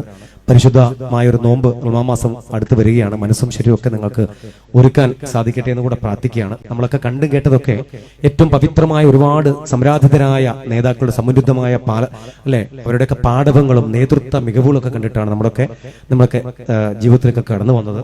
പാണക്കാട് കൊടപ്പനക്കുന്നതിൽ ശിഹാബ് തങ്ങൾ അവർകൾ അദ്ദേഹത്തിനൊക്കെ എത്രയോ ഞാൻ ഇഷ്ടപ്പെടുന്ന ഒരു വ്യക്തിയാണ്. അദ്ദേഹം മുറവി തങ്ങളുമായിട്ട് ഞാൻ അഭിവാജ്യം ബന്ധമുള്ള വ്യക്തിയാണ്. ഞാൻ എന്നും ദുബായ് പോയപ്പോഴൊക്കെ അദ്ദേഹം തൊട്ട് ഷാർജയിലുണ്ടായിരുന്നു. ഞാൻ വിളിച്ചിരുന്നു ഇന്ന് അദ്ദേഹമായിട്ട് ബന്ധപ്പെട്ടൊക്കെ. അപ്പൊ പ്രിയപ്പെട്ട തങ്ങള് അവിടെ ഞാൻ ജോലി ചെയ്യുന്ന പെരുന്തമണ്ണ പോലീസ് സ്റ്റേഷനിലെടുത്ത തളി ക്ഷേത്രം, ആ ക്ഷേത്രത്തിന്റെ വാതിലുകള് ഓരോ സാമൂഹിക രോഗികൾ കത്തിച്ചോ, ഒന്ന് വിശ്വാസികളല്ല കത്തിച്ചു. പക്ഷെ അന്ന് തങ്ങളവിടെ വന്നിട്ട് പറഞ്ഞൊരു വാക്കുണ്ട്, ലോകത്തിനോട് സംസാരിച്ച തങ്ങൾ പറഞ്ഞത് അല്ലെ, പാണക്കാട്ടെ കുടുംബത്തിനകത്തുനിന്നൊരു ഒരു മനുഷ്യൻ ഒരു പ്രകാശം പോലെ വന്നിട്ട് തളി ക്ഷേത്രത്തിന്റെ വാതിലുകളെ സ്പർശിച്ചുകൊണ്ട് ആ മനുഷ്യൻ ജനങ്ങളുടെ മുഖത്തേക്ക് നോക്കിയ മനുഷ്യൻ പറഞ്ഞു, 1000 മസ്ജിദുകൾ പള്ളികൾ തകർന്നാലും ഒരു ക്ഷേത്രത്തിന്റെ ഓടുകൾ പോലും ഇളകരുത്. എന്റെ ആജ്ഞയല്ല, അപേക്ഷയാണ് അല്ലെ. അത് മൊത്തം ഈ സമൂഹം മൊത്തം അത് ശിരസാൽ സ്വീകരിച്ചതാണ്. എത്ര മനോഹരമാണ്. ബാബരി മസ്ജിദ് എന്ന് പറയുന്ന ആ സൗധം തകർന്നു വീണപ്പോൾ എത്രയോ ജനഹൃദയങ്ങളിലേക്ക് ഒരു വിങ്ങലുണ്ടായി. പക്ഷെ നിമിഷ നേരങ്ങൾ കൊണ്ട് ഈ മണ്ണ് ശാന്തമായി അല്ലെ. അക്രമങ്ങളിലേക്ക് പോയ മണ്ണ് നിമിഷ നേരങ്ങൾ കൊണ്ട് ശാന്തമായി. സമൃദ്ധികളിലേക്ക് നിന്ന് സമരാധിരായ സമാധാനത്തിന്റെ ദൂതന്മാരായ മനുഷ്യരുടെ നല്ല വാക്കുകൾ മനുഷ്യൻ ജനം ഏറ്റെടുത്തു. കാലം അങ്ങനെയാണ്. പല നല്ല മനുഷ്യരുടെയും ഒക്കെ ചില ചിന്തകൾ, അവിടെ ചില വാക്കുകൾ ജനം ഏറ്റെടുക്കും, ഹൃദയാന്തരങ്ങൾ ഏറ്റെടുക്കും. അതിലൊക്കെ വലിയ സൂചനയാണ്. അപ്പൊ അതുകൊണ്ട് നമ്മളെല്ലാം അത്തരം തലമുറയിൽപ്പെട്ടവരാണ്. ജീവിതത്തിൽ നല്ല നല്ല നിമിഷങ്ങളിലൊക്കെ നമുക്ക് പങ്കെടുക്കാൻ സാധിക്കട്ടെ. ഈ മഹത്തരമായ ലഹരി വിരുദ്ധ ക്യാമ്പും കുടുംബസംഗമവും ഏറെ സന്തോഷത്തോടുകൂടിയാണ് ഞാൻ നിങ്ങളോട് ഇന്ന് സംവാദിച്ചത്. എനിക്കൊരു അപേക്ഷ മാത്രമേ ഉള്ളൂ, ആരെ നിങ്ങൾ വേദനപ്പെടുത്തിയാലും മാതാപിതാക്കളെ ഒരിക്കലും നിങ്ങൾ വേദനപ്പെടുത്തരുത്. ഫിലിപ്പമ്പാട് എന്ന് പറയുന്ന ഞാനിന്ന് എവിടെയെങ്കിലും ആയിട്ടുണ്ടെങ്കിൽ, എത്തിയിട്ടുണ്ടെങ്കിൽ, ഞാൻ എൻ്റെ അമ്മയെയും അച്ഛനെയും ജീവനതുല്യം ഹൃദയത്തിൽ സ്വീകരിച്ചതിന് ഏറ്റവും വലിയ ഒരു മികവാണ് എൻ്റെ ജീവിതം ഇന്ന് സമ്പുഷ്ടമാക്കിയത്. ഒരുപക്ഷെ എനിക്ക് ജോലി കിട്ടാൻ തന്നെ കാരണം, ഞാൻ PSC പരീക്ഷ എഴുതാൻ വരുന്ന സമയത്ത് ആ ക്വസ്റ്റ്യൻ പേപ്പർ കിട്ടിയപ്പോൾ നെഞ്ചത്ത് വെച്ചാൽ പ്രാർത്ഥിച്ച് ഇത്രയേ ഉള്ളൂ, എനിക്ക് മൊത്തം എഴുതാൻ കഴിയണം. 540 ഒഴിവ് 2 ലക്ഷത്തിൽ ജില്ല ഒരു പരീക്ഷ എഴുതുന്നുണ്ട്. കാരണം കുരുത്തം കെട്ട എൻ്റെ പേരൊന്നത്ത് വരുന്ന വലിയ പ്രതീക്ഷയൊന്നുമില്ല. പക്ഷേ ആ പരീക്ഷ ക്വസ്റ്റ്യൻ പേപ്പറിനകത്ത് ഞാൻ ചിന്തിച്ചതും പ്രാർത്ഥിച്ചു ഇങ്ങനെയാണ്, ഈ പരീക്ഷ എനിക്ക് എഴുതി എനിക്ക് റാങ്ക് ലിസ്റ്റ് പേര് വന്ന് ജോലി കിട്ടിയ എൻ്റെ അമ്മയ്ക്ക് ഞാൻ കുഞ്ഞ് സ്വർണ്ണക്കമ്മലുമാകും. എൻ്റെ അമ്മയുടെ കാതില് സ്വർണ്ണക്കമ്മലൊന്നും ഞാൻ കണ്ടിട്ടില്ല. ഞാൻ പ്രാർത്ഥിച്ചത്രേ ഉള്ളൂ, എൻ്റെ അമ്മയ്ക്ക് ഞാൻ കുഞ്ഞ് സ്വർണ്ണക്കമ്മലുമാകും. ആ പരീക്ഷ ഒക്കെ കഴിഞ്ഞു. ഞാൻ കോയമ്പത്തൂർ പോയി. 6 മാസം കഴിഞ്ഞപ്പോൾ പെങ്ങളെ വിളിച്ചു, റാങ്ക് ലിസ്റ്റ് പേരുണ്ടെന്ന് പറഞ്ഞു. നാട്ടിലേക്ക് ഒന്ന് ട്രെയിനിങ് കഴിഞ്ഞ് പുറത്തിറങ്ങി. ഞാൻ ഒരു കൂട്ടി വെച്ച എൻ്റെ ആദ്യത്തെ 2 മാസം സ്റ്റൈഫൻഡ് എൻ്റെ അമ്മയ്ക്ക് വാങ്ങിയ സ്വർണ്ണ കമ്മലാണ്. 74ാമത്തെ വയസ്സിലും അമ്മയുടെ കാതിൽ ആ സ്വർണ്ണ കമ്മലുണ്ട്. വലിയ ബട്ടറൊക്കെ ഇട്ട് അമ്മ പുറകിട്ടേക്ക്. എൻ്റെ പെങ്ങള് കൽപ്പറ്റ പോലീസ് സ്റ്റേഷനിൽ അവിടെ SI ആണ് എൻ്റെ പെങ്ങള് ജാൻസി. 2 മക്കളാണ്, ഞാനും എൻ്റെ പെങ്ങളും സഹോദരി. എൻ്റെ പെങ്ങൾ ഇടയ്ക്ക് വന്നിട്ട് പറയും, അമ്മ ഊരട്ടെ എന്നൊക്കെ പറയും. അപ്പൊ അമ്മ പെട്ടെന്ന് കയറി പിടിക്കും അതിൽ, അങ്ങനെ നീ ഊരണ്ടാന്നൊക്കെ പറയും. മാറ്റമ്മ, അത് ചെറിയതല്ലേ, അവൻ ചെറിയ സാധനമല്ലേ വാങ്ങി തന്നത്, മാറ്റിയേക്കാം, എന്തിനാ അതിന്റെ ആവശ്യം, ഇതൊക്കെ പഴയ സാധനമല്ലേ, ആ പ്ലാസ്റ്റിക്കിന്റെ ബട്ടറൊക്കെ കാണുന്നുണ്ട് പറയും, അവിടെ എന്തോട്ടെ എന്നൊക്കെ പറയും അമ്മ. അത് പറഞ്ഞാൽ മാത്രം എൻ്റെ അമ്മ ദേഷ്യപ്പെടുന്ന ജീവിതത്തെ ഞാൻ കണ്ടിട്ടുള്ളത്. എൻ്റെ അമ്മയുടെ കാതില് ഞാൻ കമ്മല് കണ്ടിട്ടില്ല, ഈർക്കിലിയെ കണ്ടിട്ടുള്ളൂ. എൻ്റെ അമ്മയുടെ ബാല്യത്തിൽ അമ്മയുടെ കഴുത്തിൽ സ്വർണ്ണത്തിന്റെ മാല ഞാൻ കണ്ടിട്ടില്ല. എവിടെയെങ്കിലും പോകുമ്പോൾ മാത്രം ഒരു നരച്ച മാല അമ്മ ഇടും, വന്ന് അപ്പം അഴിച്ചു വെക്കും. കാര്യം അമ്മയുടെ കഴുത്തൊക്കെ ചോറിയും. അതുകൊണ്ട് ലോകത്തിലെ ഏറ്റവും കൂടുതൽ പട്ടിണിയും പീടും അനുഭവിച്ച് ആരാന്ന് ചോദിച്ചാൽ അത് എൻ്റെ അമ്മയാണ്. എൻ്റെ അമ്മ മേരിക്കുട്ടിയാണ്. ഇന്ന് അമ്മയ്ക്കൊരു കുറവില്ല. എല്ലാ മാസവും ശമ്പളം കിട്ടുമ്പോൾ ഞാൻ എല്ലാ വേദിയിലും പറയുന്നൊരു കാര്യം കേട്ടോ, ആവർത്തന സ്വന്തം എനിക്ക് സദയം ക്ഷമിക്കണം, അത് പറയാതെ ഞാൻ പോവില്ല. കാരണം ഞാൻ എൻ്റെ 4 വർഷങ്ങൾക്ക് മുമ്പാണ് ഇങ്ങോട്ട് വലിയൊരു സമ്പന്നനാണ്. ശരിക്കും ഞാനിപ്പോൾ സമ്പത്ത് കൊണ്ടും സ്നേഹം കൊണ്ടും സമ്പന്നനാണ്, സൗഹൃദങ്ങൾ കൊണ്ടും സമ്പന്നനാണ്. 4 വർഷം ശേഷമാണ് ഞാൻ അമ്മയ്ക്ക് കൃത്യമായിട്ട് പൈസ കൊടുക്കാൻ തുടങ്ങിയത്. അതും ഞാൻ യൂസഫ് അലി സാറിന്റെ ഒരു സ്ഥാപനത്തിലേക്കുള്ള ഒരു അപേക്ഷ, ഒരു ബയോഡാറ്റ കണ്ടതിന് ശേഷമാണ് എനിക്ക് അങ്ങനത്തെ ചിന്ത വരാൻ തുടങ്ങിയത്. അദ്ദേഹത്തിന്റെ അപേക്ഷയിൽ ഒരു ചോദ്യമുണ്ട്, നിങ്ങളുടെ അമ്മ നാട്ടിൽ ഒറ്റയ്ക്കാണ്, നിങ്ങളുടെ അസാന്നിധ്യത്തിൽ ആരാണ് ഉമ്മയെ സംരക്ഷിക്കുന്നത്? ഞാൻ തരുന്ന ശമ്പളത്തിൽ നിങ്ങൾ എത്ര ശതമാനം തുക നിങ്ങൾ ഉമ്മയ്ക്ക് നാട്ടിലേക്ക് അയച്ചു കൊടുക്കും? ഞാൻ പലപ്പോഴും ആലോചിച്ചിട്ടുണ്ട്. ചാണക്യ സുഹൃത്തുക്കളെല്ലാം പറയുന്നുണ്ട്, മാതാപിതാക്കൾക്ക് നമ്മുടെ സമ്പാദ്യത്തിന്റെ ഒരു വിഹിതം അവർക്ക് അവകാശപ്പെട്ടതാണ്. എത്ര മക്കൾ അത് പാലിക്കുന്നുണ്ട്?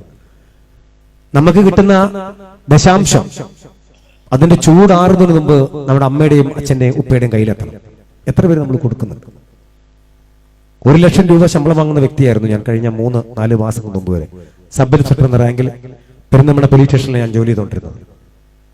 ഇപ്പം ഞാൻ നിങ്ങളെപ്പോലെ സ്വതന്ത്ര പദവിയിലാണ്. സർക്കാരിന് രാജിക്കത്ത് എഴുതി കൊടുത്തുകൊണ്ട് സബ് ഇൻസ്പെക്ടർ എന്ന് പറയുന്ന മനോഹരമായ പദവി രാജിവെച്ചുകൊണ്ട് ഞാൻ നിങ്ങൾക്കിടയിലേക്ക് ഇറങ്ങി. 7 വർഷവും 2 മാസം കൂടെ ഉണ്ട് എനിക്ക് സർവീസ്.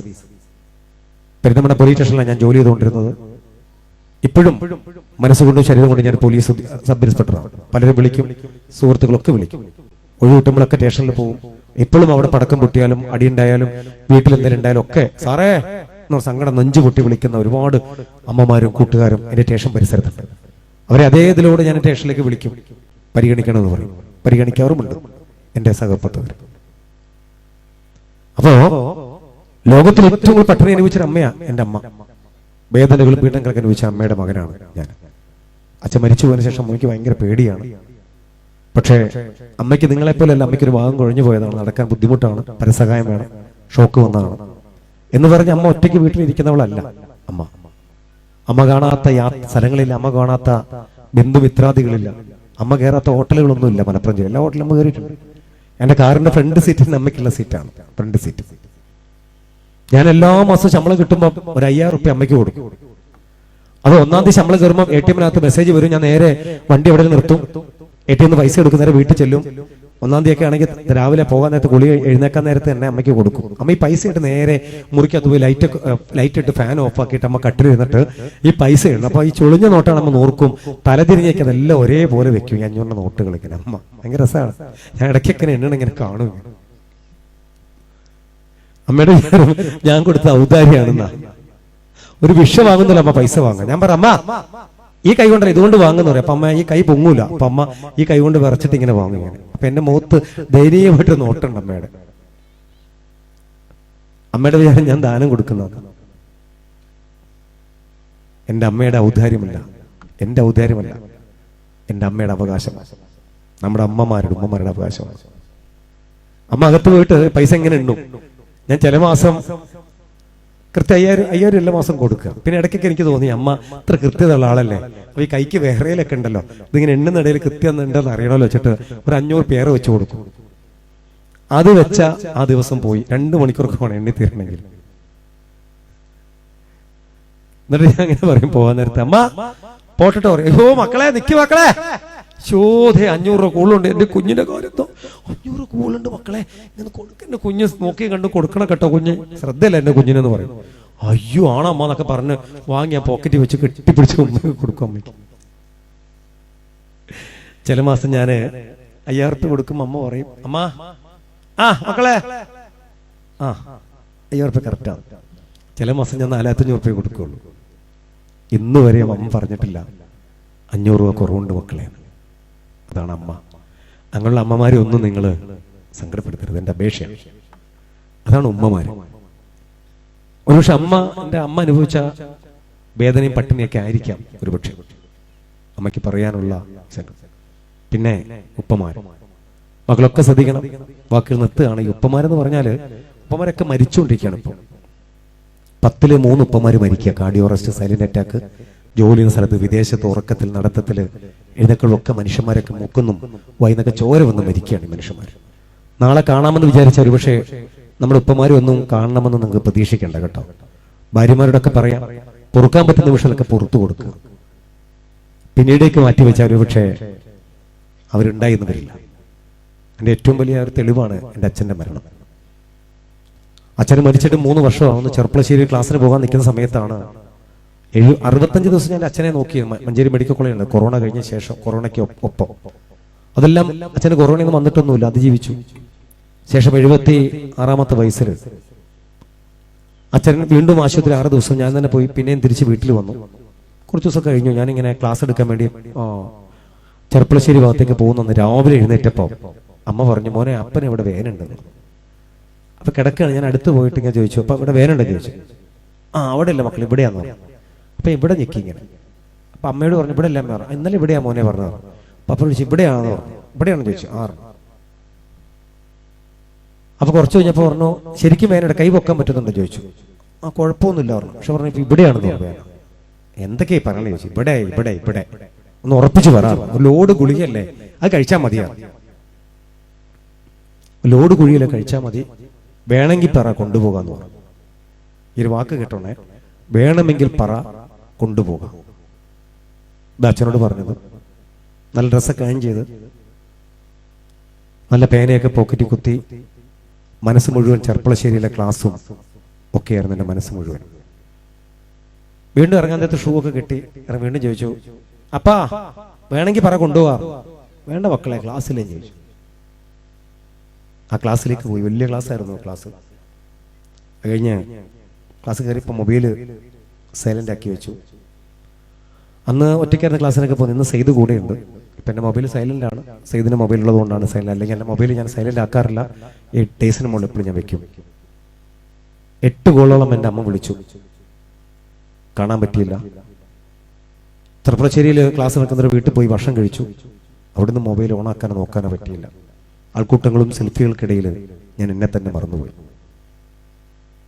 അങ്ങനെ വണ്ടി കയറി മഞ്ചേലെത്തി.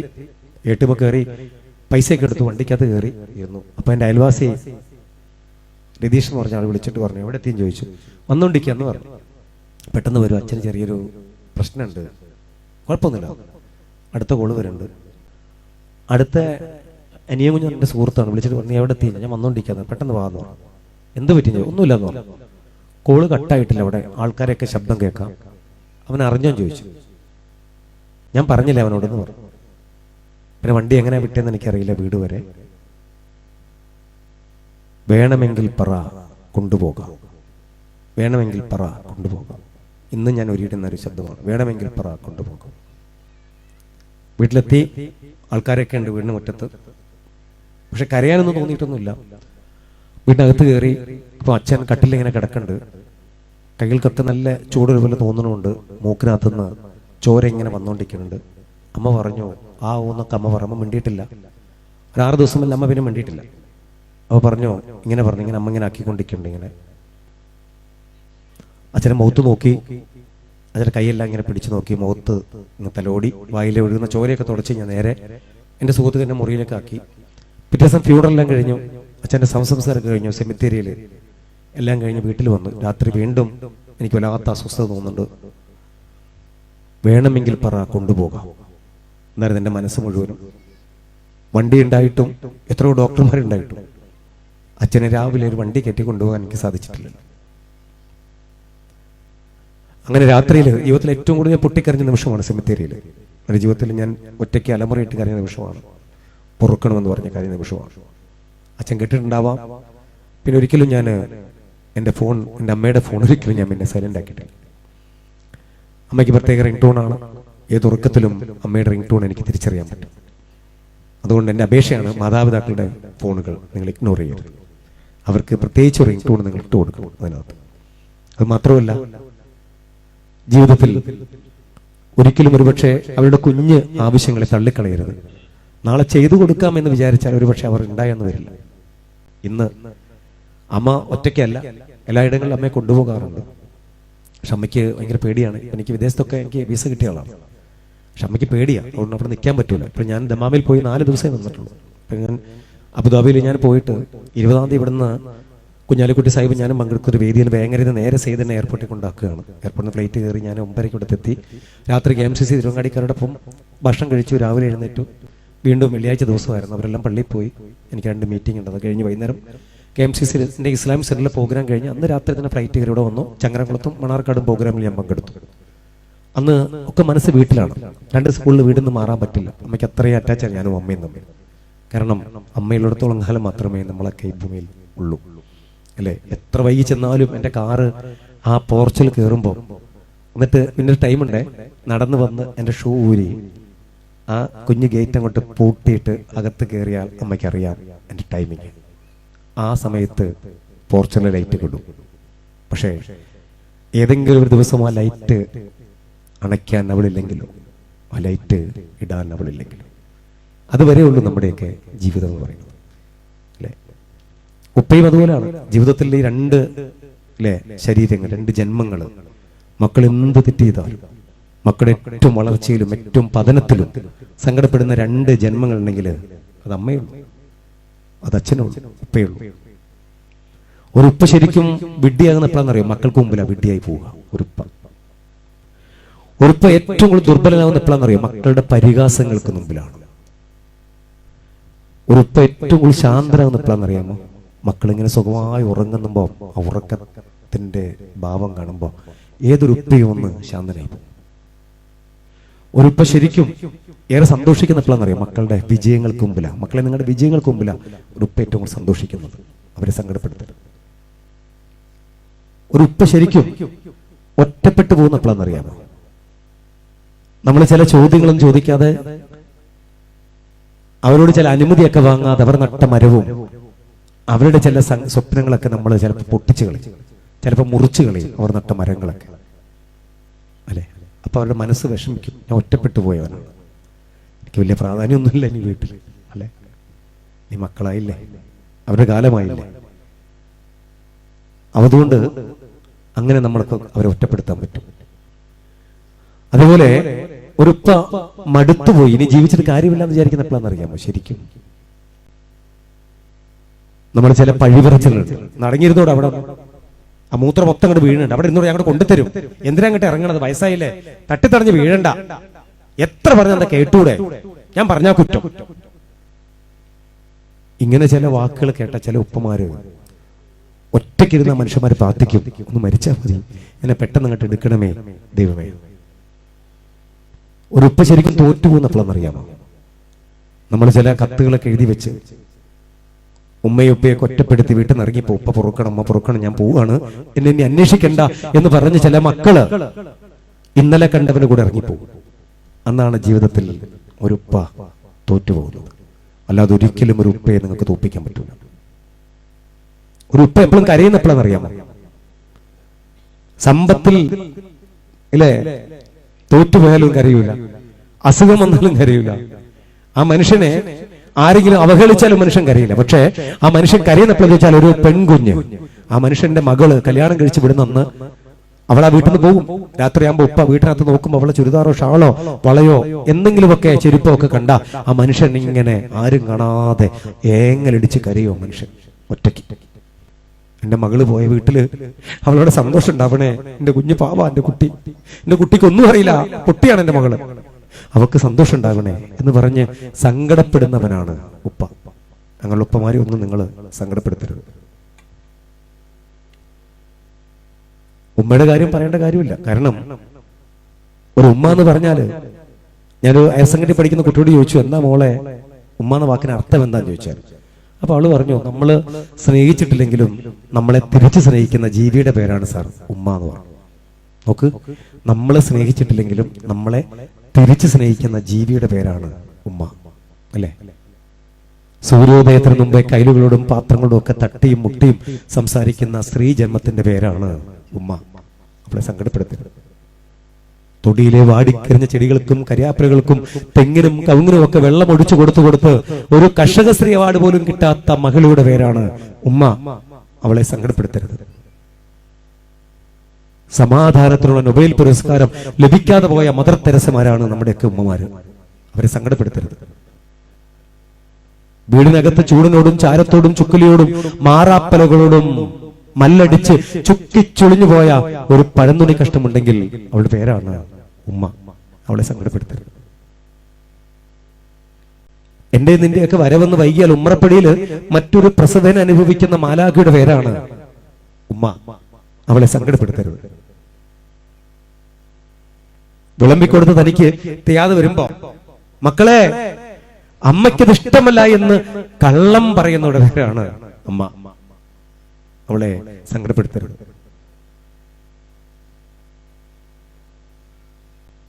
എന്റെയും നിന്റെയൊക്കെ വിഴുപ്പലക്കി ചുക്കി ചുളിഞ്ഞുപോയ പഴന്തുണി കഷ്ണമാണ് ഉമ്മ. ഞാൻ നിങ്ങളെ അണ്ണാങ്കുഞ്ഞിനെ പിടിച്ച് ഉമ്മറപ്പടി താലോലിക്കുമ്പോ ഉമ്മ പറയും, മോനെ മോളെ അതിനെ തുറന്നുവിട് മക്കളെ. അതിനെ കണ്ടില്ലെങ്കിൽ അതിന്റെ തള്ള കരയുമെന്ന് പറയുന്നവളെ സങ്കടപ്പെടുത്തരുത്. എല്ലാ ലൈറ്റുകളും അണച്ച് അവസാനത്തെ ലൈറ്റും കിടത്തി പരാതിയും പരിഭവങ്ങളും ഇല്ലാതെ കിടന്നുറങ്ങുന്നവളുടെ പേരാണ് ഉമ്മ. അവളെ സങ്കടപ്പെടുത്തരുത്. പടച്ചവരോടുള്ള പരിഭവം ഉറച്ചില് സ്വന്തം പേര് പറയാൻ പലപ്പോഴും മറന്നു പോകുന്നവളുണ്ടെങ്കിൽ അവളുടെ പേരാണ് ഉമ്മ. അവളെ സങ്കടപ്പെടുത്തരുത്. ഈ സ്വർഗത്തിലെ മലക്കുകൾ പോലും പറഞ്ഞിട്ടുണ്ട് ഉമ്മയെക്കുറിച്ച്, അല്ലേ? ഒരിക്കൽ ഖബർസ്ഥാനിൽ പോയിട്ടൊരു മകൻ ഉമ്മയുടെ വിയോഗത്തില് മനനൊന്ന് പ്രാർത്ഥിക്കുക. അങ്ങനെ, ഉമ്മാ നീ ഉണ്ടായിരുന്നപ്പോ എന്ത് സന്തോഷമായിരുന്നു, നിന്റെ വേർപാടിലായിരുന്നു ഞാനിപ്പോ ദുഃഖം അനുഭവിക്കുന്നത്. പറഞ്ഞു തിരിയുമ്പോ ഈ മകന്റെ കല്ലൊരു മിസാങ്കൽ തട്ടി തെറിച്ചു വീഴുന്നുണ്ട്.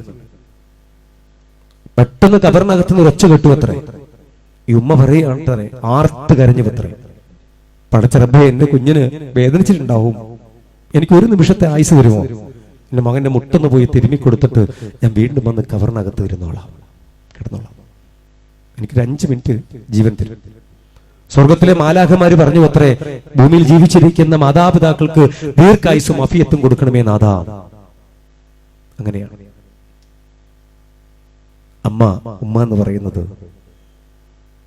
ഈ പ്രകാശം നഷ്ടപ്പെട്ട് കഴിയുമ്പോൾ വാടിക്കരിഞ്ഞ ചെടികളും പൂവും ഞാനും നിങ്ങളും ഒക്കെ പറയും, എന്റെ ഉമ്മയില്ലാത്ത വീട് വീടേയല്ല, എന്റെ അമ്മയില്ലാത്ത വീട് വീടേയല്ല.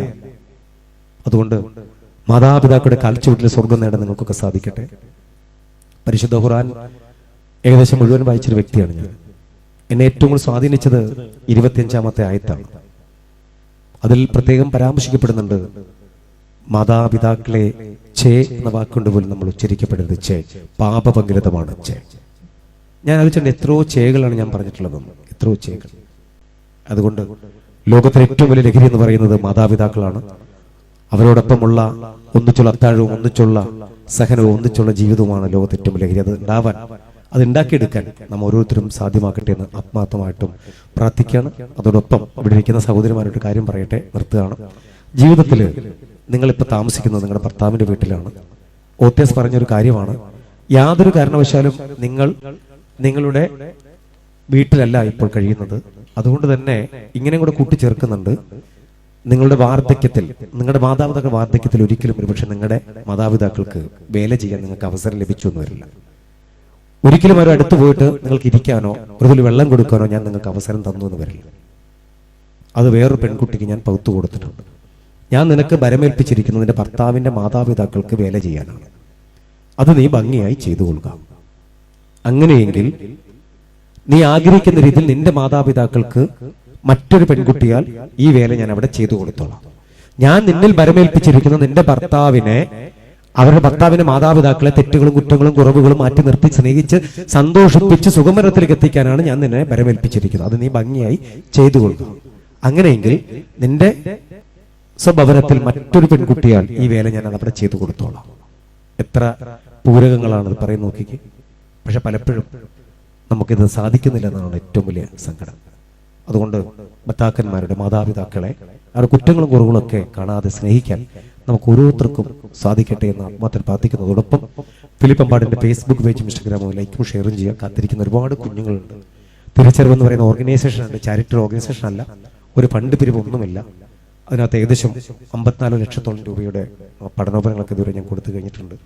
ഇപ്പോഴും 27 ഞാനും ചെയ്തും ലാപ്ടോപ്പ് കൊടുക്കണം, എനിക്ക് പാലക്കാടാണ് അവിടെ. അതുകൊണ്ട് ഞാൻ എൻ്റെ ബിസിനസ് ചെയ്യുന്നുണ്ട് നന്നായിട്ട്. കാരണം എൻ്റെ വാക്കുകളും പദസമ്പത്തുകളും ഒക്കെ ഞാൻ ബിസിനസ് ചെയ്തുകൊണ്ടിരിക്കുകയാണ് ഇപ്പം. അതുകൊണ്ട് തന്നെ ഞാനിപ്പോൾ ഒരു ദിവസം 1 ലക്ഷം രൂപയോളം ഞാനിപ്പോൾ വേദികളിൽ നിന്ന് വാങ്ങിക്കൊണ്ടു പോകുന്ന വ്യക്തിയാണ്. പക്ഷെ അതൊന്നും എൻ്റെ സ്വന്തം താല്പര്യങ്ങൾക്കല്ല. കാരണം ഒരുപാട് കുഞ്ഞുങ്ങളുണ്ട്, ഉപ്പയില്ലാത്ത അച്ഛനില്ലാത്ത കുഞ്ഞുങ്ങളുണ്ട്. അവരെ സഹായിക്കുന്ന ഒരു തിരിച്ചറിവ് എന്നുള്ള ഓർഗനൈസേഷൻ ഉണ്ട്. തീർച്ചയായിട്ടും നിങ്ങളുടെയൊക്കെ സ്നേഹവും വായ്പകളൊക്കെ ഈ പറയുന്ന ഫേസ്ബുക്കും ഇൻസ്റ്റാഗ്രാമും ഒക്കെ കണ്ടാൽ അതിന്റെ ദശാംശം ഒരുപക്ഷെ അതിന്റെ മോണിറ്റേഷൻ ഫണ്ടിലേക്കായിരിക്കും അത് വരിക എന്ന് മാത്രം പറയുന്നു. തീർച്ചയായിട്ടും ഇന്ന് ഈ മുസ്ലിം ലീഗ് അരിപ്രാമ്പ്ര ശാഖ ലഹരി വിരുദ്ധ ക്യാമ്പും കുടുംബസംഘം നടത്തിയത് ജീവിതത്തിലെ ഏറ്റവും മഹത്തരമായ ചടങ്ങായിട്ട് ഞാൻ കാണും. എന്റെ ഫേസ്ബുക്കിൽ എഴുതാൻ പറ്റുന്ന സുന്ദരമായ ഒരു സദസ്സാണ് ഈ സദസ്സ്. തീർച്ചയായിട്ടും ഇത് സംഘടിപ്പിച്ച മുസ്ലിം ലീഗിന്റെ ഈ ഇവിടുത്തെ ശാഖയുടെ ഏറ്റവും പ്രഗത്ഭരായ കുഞ്ഞുങ്ങളെയും ഇവിടുത്തെ ഇതിന്റെ ഏറ്റവും മുഖ്യധാര നിൽക്കുന്ന മുഴുവൻ നേതാക്കളെയും ഒക്കെ ഞാൻ മുക്തകണ്ഠം പ്രശംസിക്കുകയാണ്. തീർച്ചയായിട്ടും നിങ്ങൾ ഇതുപോലെ ഇനിയും സംഘടിപ്പിക്കുന്ന പരിപാടിയെല്ലാം ഇത്തരത്തിലെ ഗംഭീരമായി തീരട്ടെ എന്ന് ആത്മാർത്ഥമായിട്ട് പ്രാർത്ഥിച്ചുകൊണ്ട് കണ്ടവർക്കും കേട്ടവർക്കൊക്കെ ഫിലിപ്പമ്പാടിന്റെ നന്ദിയും സ്നേഹവും ഒക്കെ സമർപ്പിക്കുകയാണ്. വീണ്ടും കാണാമെന്ന ശുഭപ്രതീക്ഷയോടുകൂടി ലഹരിയില്ലാത്ത നല്ല നാളേക്കായി അരിപ്രാമ്പറ എന്ന് പറയുന്ന ദേശം ഇനി നമ്മൾ കണ്ടുമുട്ടുന്നുണ്ടെങ്കിൽ ഇവിടെ സമ്പൂർണ്ണ ലഹരി വിരുദ്ധ ഒരു ഗ്രാമമായി പ്രഖ്യാപിക്കപ്പെടുന്ന വേദിയിലാവട്ടെ ഞാൻ വരേണ്ടതെന്ന് മാത്രം പറഞ്ഞുകൊണ്ട് വാക്കുകൾ ഉപസംഹരിക്കുന്നു.